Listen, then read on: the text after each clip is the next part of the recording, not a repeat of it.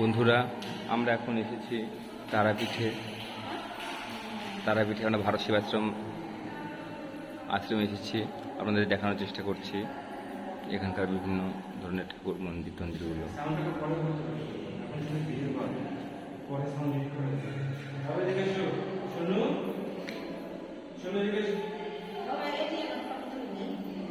এত শান্ত পরিবেশ আপনারা আর কোথাও দেখতে পাবেন না।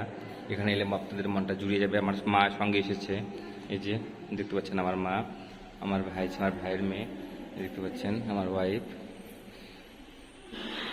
আমরা এখন এটা ঘুরে ঘুরে দেখানোর চেষ্টা করছি। এই সিঁড়ি দিয়ে নিচে নেমে আসতে হবে।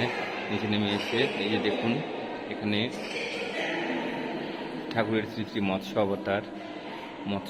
এরপর শ্রী শ্রী ঠাকুরের কুর্ম অবতারের পর আসলেন শ্রী শ্রী ঠাকুরের বরাহ অবতারের পর আমি তাড়াতাড়ি দেখানোর চেষ্টা করছি নরসিংহ অবতার। আপনারা নিশ্চয়ই জানেন যে প্রহ্লাদের কথা, যাকে হাটের উপর রেখে। এরপর আমরা চলে এলাম বামন অবতার, পরশুরাম অবতার, যথাক্রমে রাম অবতার, কৃষ্ণ অবতার, বুদ্ধ অবতারের কথা বিষয়ে বলেছে, কারণ আমার নাম গৌতম বুদ্ধ, তাই বলে আমি বুদ্ধিদেবের বংশধর না, কিন্তু আমার নাম গৌতম। এরপরে কল্কি অবতার, কল্কি সিনেমার কথা শুনেছেন আপনারা। এরপরে আমরা চলে আসছি, তার পাশে চলে আসছি বিভিন্ন ধরনের ঠাকুর এবং তাদের নাম সহ। আমরা চলে আসছি, এখানে দেখুন এই মুরগিটা আমার বৌদি হয়, রাখলাম।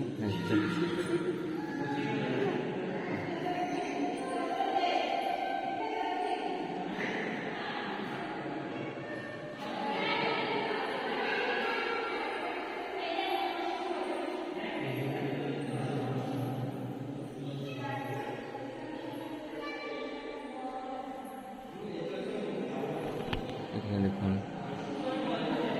বসুদেবের গোকুলে গমন, কি সুন্দর করে কংসের কারাগার থেকে শুরু করে কৃষ্ণের সমস্ত কিছু কৃষ্ণাবধ, সমস্ত কিছু সুন্দর করে দেখানো হয়েছে।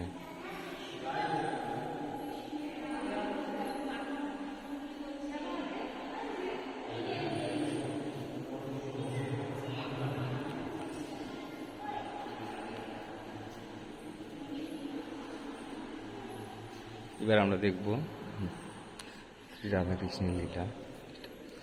ঠিক মাঝখানে আমরা সেটা ঘুরে ঘুরে দেখানোর চেষ্টা করছি,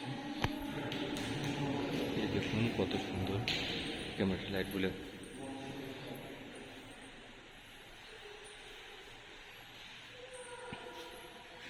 ভালো আসছে না, তবে আপনারা দেখতে পাচ্ছেন কত সুন্দর। এবার আমরা কি দেখব, প্রণাম মহারাজের। তো বন্ধুরা দেখলেন আপনারা,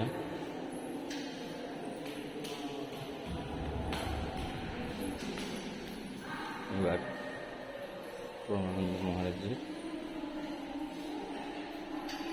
মূর্তিতে প্রণাম করে আমরা ভিডিও এখানে শেষ করছি।